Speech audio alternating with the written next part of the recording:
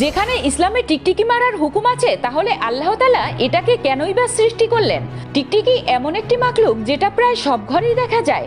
মানুষ এটাকে বেশি পছন্দ করে না, কারণ এটা দেখলে ঘৃণা লাগে। কিন্তু ইসলাম তো এটাকে মারার হুকুম দিয়েছে, তাহলে আল্লাহ তাআলা কেনই বা তাকে সৃষ্টি করলেন? একবার মুসা আলাইহিস সালাম আল্লাহর সাথে কথা বলতে কোহিতুর পাহাড়ে গেলেন। তখনই একটি টিকটিকি আপনার উপরে প্রস্রাব করে দিল।